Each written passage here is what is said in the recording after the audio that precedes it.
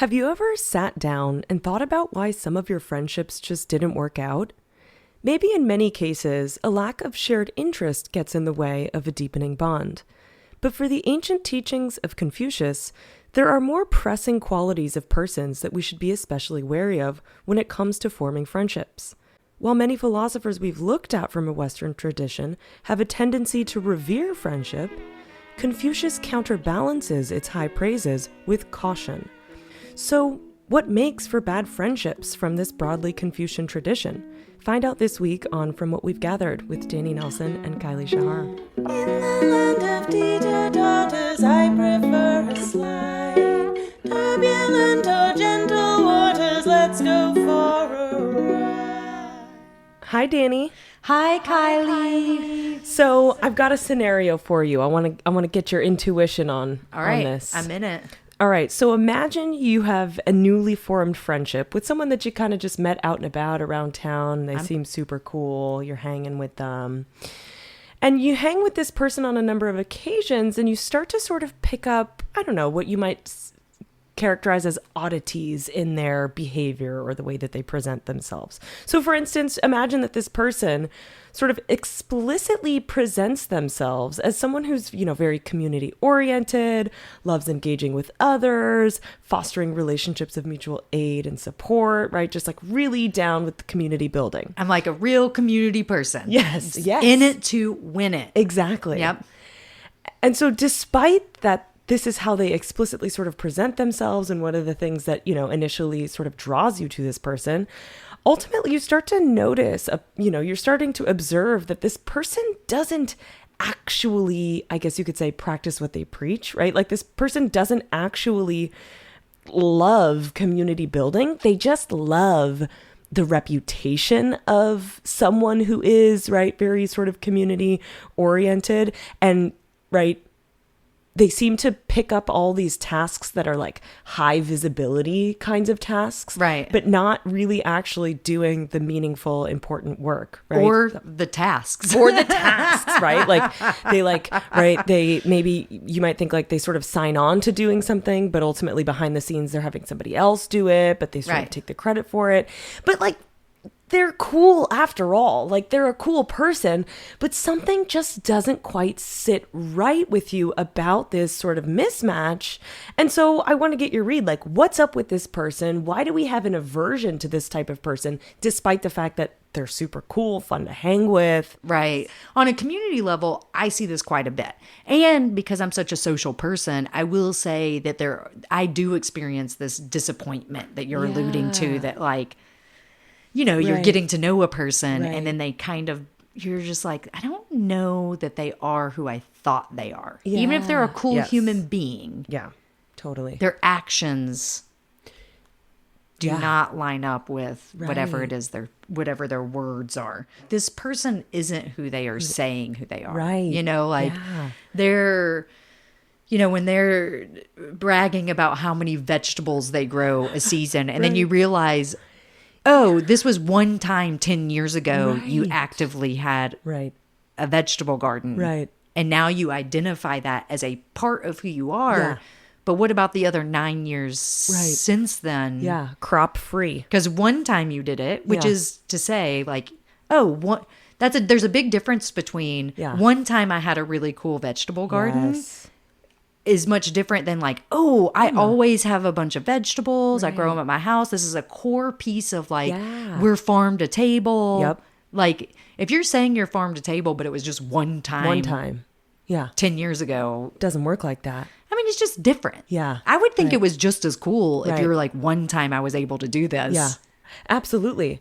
And so like the difference there, of course, right, is as you were saying, right, it's this kind of unveiling that this person is either you could cash this out in a number of ways, right? You could say they've just been dishonest, or they've been inauthentic. Like it's an inauthentic presentation of who they are, or like what kind of person they are or present. And it's not merely aspirational, right? It's not like, I really aspire to be this kind of person. It's like, I am, an invested community member, or I am a master gardener. Yeah. But that's not who you are. Yeah. And so there's a kind of betrayal of trust at the outset. There's a Yep. kind of inauthenticity, Yep. which are all bad things, right? So anyway, Yeah. this all is to say Yeah. Confucius. Well, he had something to say about this very kind of person, so it seems, right? So this opening scenario is sort of getting us to just kind of flesh out an instance of a hypothetical person. Yep.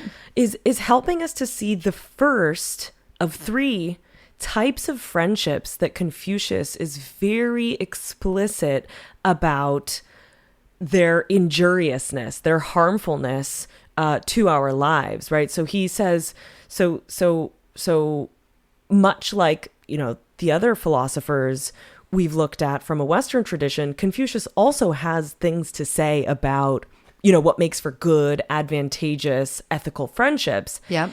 But what's really interesting, just as interesting, you might think, as his positive proposal, is his, what you could say, negative proposal, the things that he's advising us to avoid, which we don't quite see in the Western tradition. And this might really boil down to just differences in culture, and differences in the traditions from which a lot of these thinkers That they were trying, because we're talking. So Confucius lived like 100 years before Socrates. Yeah. So if you're trying to place, because I will say that in the U.S. we are not taught Asian history Yeah. in any capacity, and For sure. and not very well, Not unless very you well, really for seek sure. out the thing. So if you're trying to position in time Yeah. where Confucius existed, Yeah.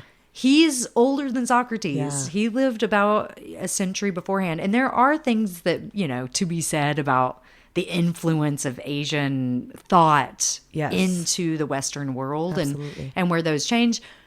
We're not trying to Yeah. legitimize all those things now. But at that time, this formatting of the humanity finally came to this place, or in recorded history came to this place where we were recording plans around societal organization. Yeah.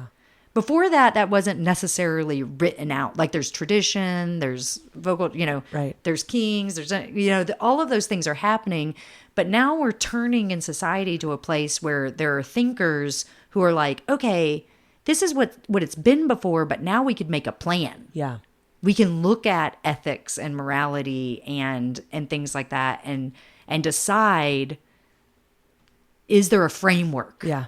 Right.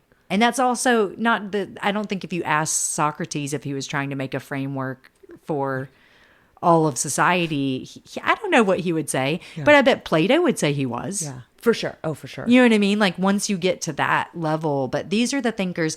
And in ancient China, Confucius was considered a sage, the greatest of sages. Which, his teachings have persisted for so long, It's for a reason. It's for a you reason. know? And my understanding, which please, again, I always invite everyone to at me with these ideas. But my understanding is that most of like Chinese politics and society followed Confucianism for 2,500 years, essentially from the time that Confucius, not immediately, because not even in his lifetime, but within a century of his lifetime, his teachings had really become the basis of society. Yeah. And were the basis of Chinese society until communism. Yeah. That's quite influential. And that's quite influential, right? And that your teachings sort of form the basis of these social mores and customs and codes and things like that.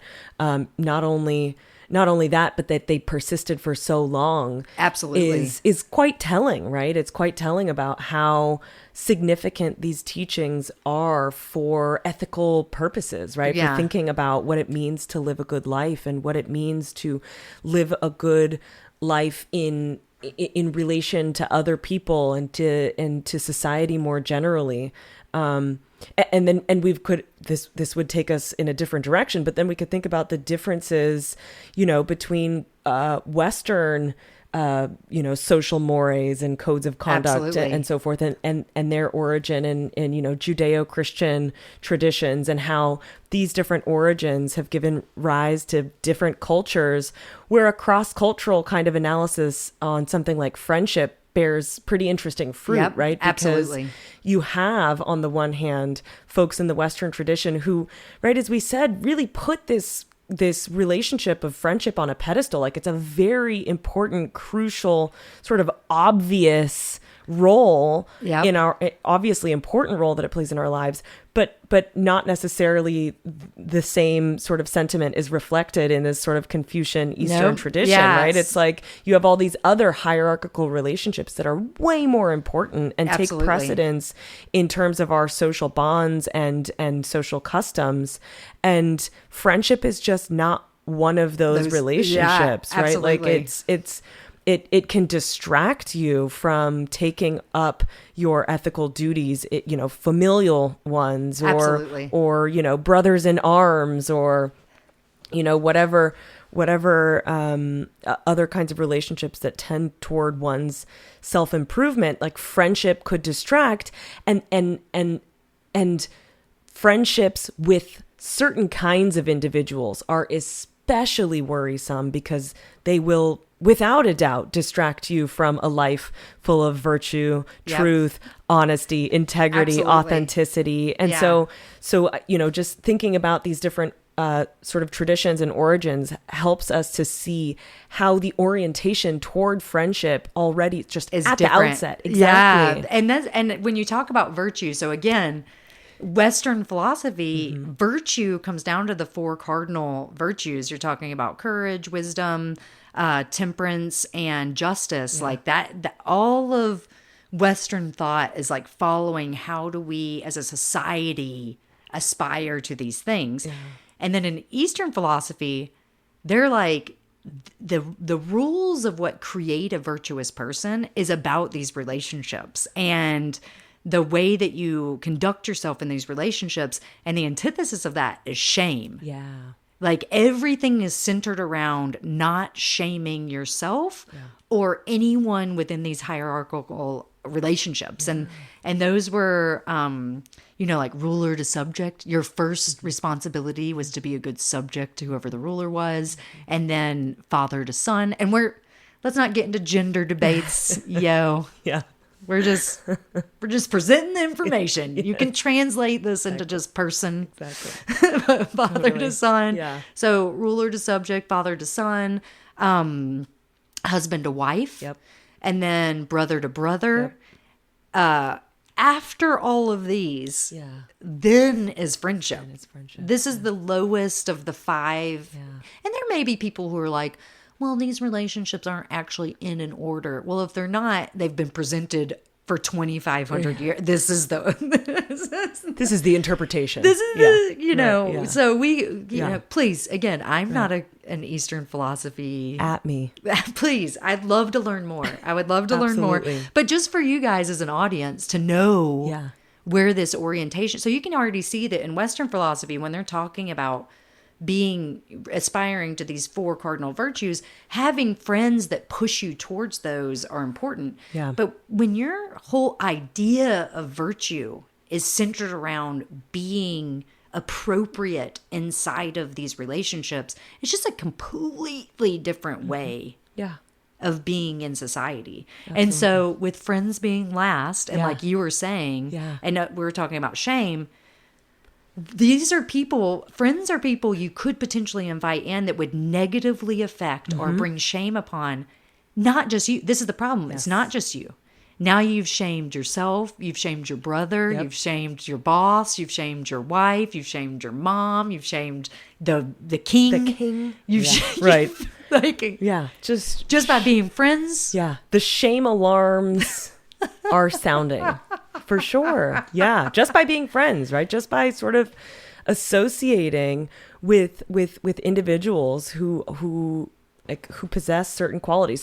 So without further ado, right, we'll dive a little bit into these three kinds of friendships that Confucius said right? Be very sort of on alert of individuals of this sort. And you'll see in the first one how it maybe picks up on this sort of opening scenario that we offered. But so just to give a quick overview, and then we can say something about each of these three categories of bad friendships. So Confucius, says that we should avoid friendships with, one, persons of specious airs. Okay, we'll say what the heck that is. 2, friendships with the insinuatingly soft. Okay. And 3, we should also avoid friendship with the glib-tongued. Okay. None of these, these are of course all translated. None of them are easy to say. Maybe that's on purpose, right? They're like, you so much don't want to get into these. You don't even want to say the kind of friendship that it is. Yeah, exactly. So friendship with persons of specious airs, right? Okay. Let's translate this, right? This is a person who is, here's my contemporary translation. This is a person who is sus. Oh, yeah. Right? Finally something for Gen Z. Yeah, this describes a sus individual, right? Well, really, in a particular way, in the following sense, right? Someone who acts for the benefit of themselves, even perhaps in moments where it looks like they're doing good for other people, right? Or good, caring, helping, whatever. Really, their actions always lead back to their own self-advantage, whether it's for monetary gain, the gain of a good reputation, right? So thinking back to this opening scenario, this person who, they're super cool, great conversationally, like maybe shared interests.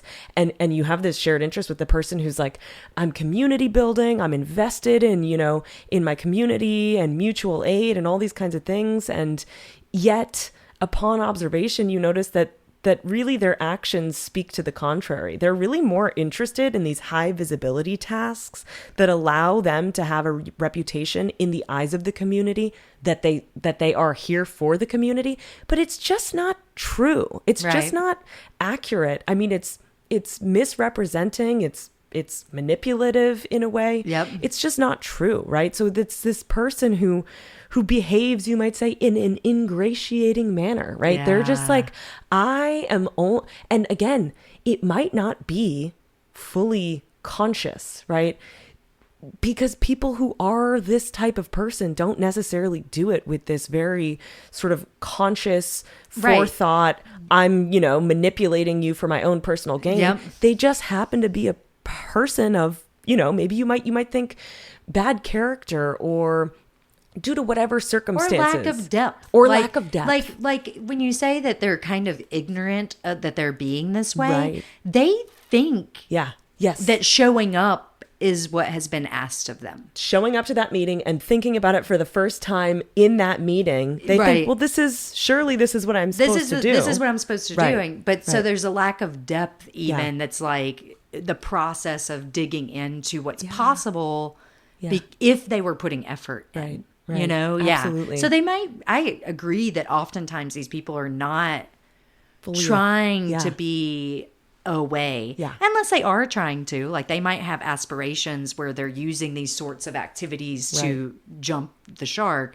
But then there are people who are like, I'm on these boards because I want to influence the way that the community is or looks or the rules are, because I own a business that is affected by this affected by this, that they that again, it may not be conscious. It may not be like I'm going there to make, but I will guarantee if a decision came to the forefront that might affect their business, they're looking out for themselves. They're looking out for themselves. Not the community. Right. And so, of course, Confucius isn't saying, maybe psychologically they're even opaque to themselves as to whether they're acting in these ways, right? He's not quite, but in our analysis of this, we can say it might or might not be, a conscious choice. Regardless, we as individuals, who are looking out for others around us, but also for our own ethical development, we need to be observant Yep. and recognize whether people are behaving in this ingratiating way and avoid friendships with them if they are this kind of person. Yeah. I do sometimes, though, like have a place in my heart where I'm like, maybe they'll just see that there's a difference, like lead by example, right. which Confucius was super into. Yeah. He really believed that that you could change the world by just being a good example of like a hard work, but within the structure of these relationships. Of course. Yeah. Right. If you were a good leader, then your subjects would be good. Yeah. And I'm using good as in the virtuous sense Moral of things. good. Yeah, moral good. Right.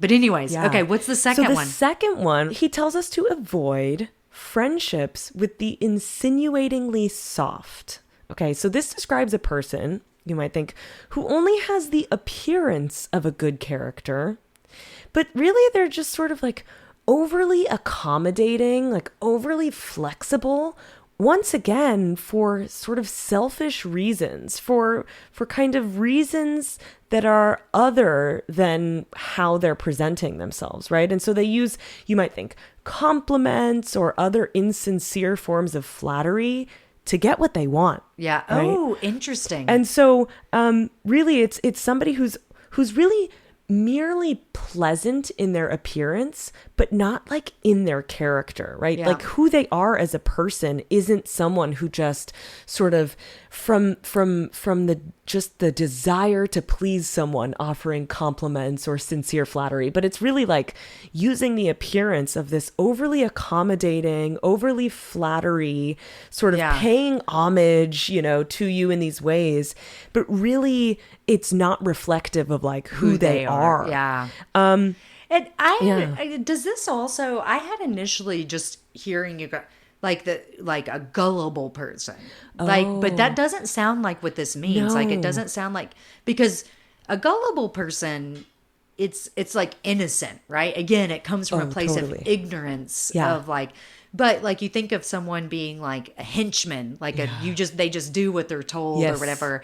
And that's a kind of person that you might want to avoid. But I don't know if it fits in this scenario per se, but this is more someone who's like flattered, like they're trying to be in your circle through flattery and gifting. Absolutely. Yeah.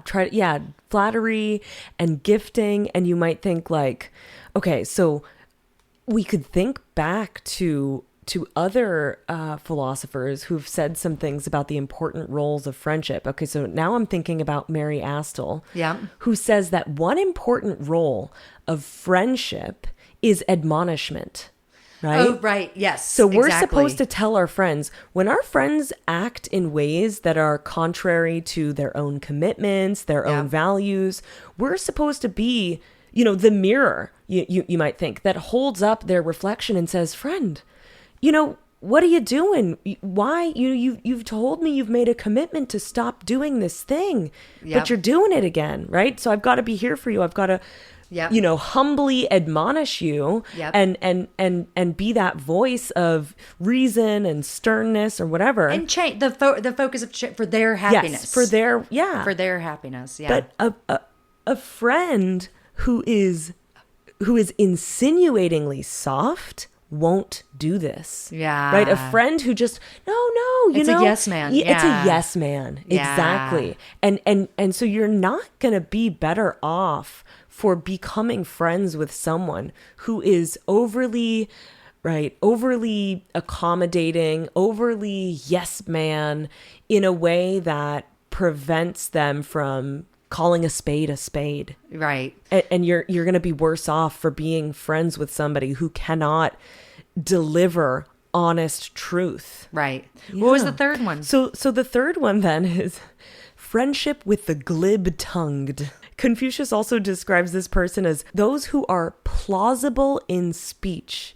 And now what I think this means is, right, he's describing a person who knows how to use their words effectively to get what they want. Oh, they're good at rhetoric? Yeah, I think that was... Exactly. I think that Western society... have a bit to say about the rhetoricians. The sophist, if you will. The smooth talkers. Yep. Right? The people who are able to persuade you, but it's not the truth. Yeah. Right? They're able to persuade you of something other than the truth. And it's injurious. It's harmful to be friends with someone who's not only willing to, but able to persuade you of things other than the truth. Right. Right. And this is once again, right? What else could be as important for living a good life but the truth? Exactly. Because you don't you don't want to be conned and that sort of thing. And then I also think with this, with glib-tongued gossips too. Oh, so again, people who are using their words to in manipulate. to manipulate Yes. people, because that is sort of what gossip is in the end. Like you're repainting someone's view of someone else through the way and tone that you talk about other people. Often, why do people gossip? Well, it seems like, okay, maybe for some things catharsis, but it seems like people gossip and retell these stories in ways to serve their own purposes, right? Like, oh, I'm, gossiping about so-and-so because I want you to stop liking this person, or I want you to vote against them in the city council meeting. Yeah, exactly. Exactly. They're using it to manipulate you in a lot of different ways for that. For sure. And I would say, so all of these people, so whatever, they're the glib-tongued. Yep, the insinuatingly soft and the person of specious airs. So these three kinds of, this is where we see, and especially for us kind of in this development of looking at friendship from a lot of different perspectives, these negative, very specific negative ways that you can bring shame upon you and everyone you're involved with. Yep. Not just yourself. Yeah. And we're going to be talking about this idea of a web, that you as a human are not an island. Yes. You're involved, but you really see it as a society in Eastern culture. In healthy friendships, even though there are different, we're not going to get into all the form, because once you get into the positive sides of friendship, there is a lot of overlapping of what we've already been talking about with virtuous friendships. They have the same belief system as you, and unfortunately, and something we're not going to get into, he really did believe in class system of knowing what but he did think you could potentially be born and be of a different class, even though you weren't born into that class. But that has a lot of other things. But in the positive form of the relationship, just as a basic relationship, again, we talked about ruler subject, mom, or not mom, specifically father to son, brother to brother. But in these friendships, one of the things that I thought was really funny is because they have these attributions of the way that you're supposed to be inside of it. If you're the ruler, then you should be thoughtful to your subjects. If you are the subject, you should be, realize you are beneath the ruler, and that's with all of your thoughts and interactions should be, this is my placement. With friends, they specifically relate them into an older and younger friend, which is like us. It's us. I'm the old one. You're the young one. And specifically inside of these relationships, which I thought was hilarious, as the older friend, I am supposed to be considerate to my younger friend. I guess that means overlook your naivety, your innocence. And then you, as the younger one, are supposed to be reverent. Oh my God. To me, as your old, oh my God, old lady friend. You're supposed to be reverent. And these are ideas of how you interact with people at all times. In every circumstance, we're having a tea ceremony, we're meeting for a walk, you're approached on the street. Right. I, as the elder, am supposed to be how can I be most considerate to my friend that I'm running into? And you, I'm supposed to look as up the at youth, are supposed to be how can I be, in this moment, how can I be most reverent? Is it the deeper bow? Is it the, the older friend gets to put their sandals in the preferred spot. Yeah. Totally. And that's just to the micro point of just friends. Yes. Yeah. This is the lowest point of the hierarchy. Yeah. Because if like Yeah. it just is amazing to me. But I also thought it was hilarious because I wanted to let you know I that's need so a good. lot more reverence. Yes. I need a lot more guidance. I really feel under-reverented. What would be the active verb? Under revered? Ooh. Would it be? Yeah, I think revered. Yeah, I feel I've not been properly revered Yes. in my No, you have not. oldness. Yeah. If you ask I'm going my to work on that. elderly, essentially, if you ask my husband. Elderly. Geriatric millennial is what I say. Because I'm Geriatric, technically not an elder. X. I'm technically Gen X. You are. Yeah. So I'm not the elder millennial. I am the geriatric millennial. Because I'm on that edge, I'll call you my elder friend. Well, okay. So just to say some things that maybe unify, right? We said some things about these three forms of friendship, 3 friendships with individuals who possess these less than attractive qualities, right? We could think that what unifies, this is sort of me adding on, this is not Confucius, right? We could think that Kylie says. Yeah, Kylie says.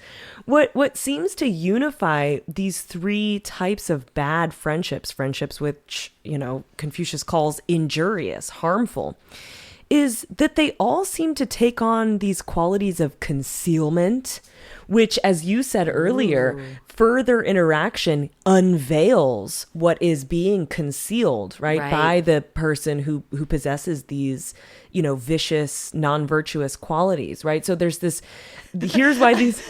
The word vicious seems so I know, it seems so aggressive. This is why I have to say synonymously non-virtuous. Yeah, non-virtuous. Vicious seems, well, vicious. But so concealment, there's this kind of inauthenticity that plagues all of these 3 types of friendships, right? A lack of honesty, a lack of good character, a lack of sincerity, right? They're in different ways manipulative. They're concealing. You might think they're all also, and this is perhaps, I don't know, in my view, the thing that comes through the most. All 3 of these individuals exhibit different ways of being narrowly self-interested, right? So it's like through glib-tongued, it's through plausible speech, right? Insinuatingly soft, it's through like a merely pleasant appearance. And the specious airs, right, is a certain actions or behaviors. And all of these different ways sort of are ways that the agent themselves allow them to further their own self-interest first and foremost. Right. So it's like, even if you engage in other regarding behaviors, it's ultimately for my own benefit or main character energy. Yes. And this is like having, fully adopting main character energy and being narrowly self-interested are ways that are obviously going to skirt your obligations to other people and are going to undermine not only yours, but the other person's moral self-development, right? Like if you are forging a bond with someone else, but the way that you show up in that bond is purely for your own interests, that relationship is not going to last very long. No. And I would say there are plenty of people who are not self-aware of this. Yes. Like when we talk, when I bring up the word ignorant, it is not an insult to their intellect. It just means it's unknowing. It just means they are unaware. Yeah. It is not in the front of their, they have not reflected to a depth that is essential for carrying on like a persona for being a leader or like whatever it is that they are, that. And there are plenty of people who enjoy friendships that are at this shallow depth. To each their own. Exactly. You're totally right. How would we have gossip media exactly without people who are like Perez Hilton? Yeah. You gotta, We fed the beast. So how can we? What are some ways to think about this in our lives? So this is a perfect segue to our sort of applied philosophy bit, right? So here's the question that I'm adding. I'm posing the question in this way for shock value. Here's the question: could you be a bad friend? Could it be you? Right. And so, and this sort of dovetails with your thoughts here, Danny, about how maybe some of this boils down to ignorance and unknowing that, I myself am showing up in these ways. And so the sort of assignment, if you want to say, is really to reflect for yourself, not to ask if you have bad friends, but to reflect on if you are the bad friend. Again, I say that for shock value. Yeah. But really is to reflect on each of these qualities that Confucius cautions against, right? So can you think of a time for each of these three qualities, specious airs, insinuatingly soft, or glib-tongued? Can you think of a time for each of these where you have acted or have gotten very close to behaving toward others in these ways, right? Have you failed to communicate honestly by being insinuatingly soft, for instance, right? Have you failed to perhaps admonish your friend for something, right? A loving admonishment. Have you failed to do this for some reason? And so for any of these, instances, ask yourself if you could have done differently, right? Have you brought shame to yourself? You brought shame to yourself. I think that is within friendships. Yeah. Has there ever been a time that you've brought shame to? And I will say, not for me. I don't have to do this assignment. I already know. I've been so good. I've been so good. I do it all the time. I mean, you are a geriatric millennial, so you've had a lot of time. A lot of time to develop. No, I will definitely say that. Inside of these are things that I personally reflect on and think about. Yeah. And there are times where you're purposely shallow with people. And I'm not going to get into all the reasons, but if you're just traveling through, you may not be trying to make the deepest of friendships. And what you do is you want to be a soft person. Right. Because you would like to flow with the river of life into the... Exactly. That gets into Taoism, which we're not doing this time, but maybe for some other time. Yeah. Perhaps. I heard a thing where Taoism is the rules for nature, whereas Confucianism is the rules for society. Rules, not like everybody, but the thought process is a reflection of how to start thinking about these things a long time ago. Yeah. Well, I'm definitely going to think about that. I do want to go ahead and say for anyone who's made it to this part of the episode that I do not have a vegetable garden. That was not a judgment upon growing. I only grow ornamental plants because I'm a bad person. You're like, I only waste water. I only want there to be flowers for me. No, it's not. There's a lot of reasons for it, but I just want to go ahead and put out there so that if anyone listens to this that knows me is like, you sure you're one to talk about the vegetable garden, lady. Because you don't have one. And I'm like, listen. You're owning it. You don't have one. I will eat your vegetables that you bring to me. That's fine. So I'm happy to accept homegrown vegetables. Me too. Put me on your mailing list. Me too. So, thank you to Tyler for doing this, for helping us with recording. Thanks to Sam for our music. Thank you to Kylie for having a giant brain. Thank you to Danny for being born when she was so we could call her a geriatric millennial. I need a hat. I mean, that's so people know. They can be like, perfect. She definitely had a Teddy Ruxpin, that lady. And then what maybe did Confucius say?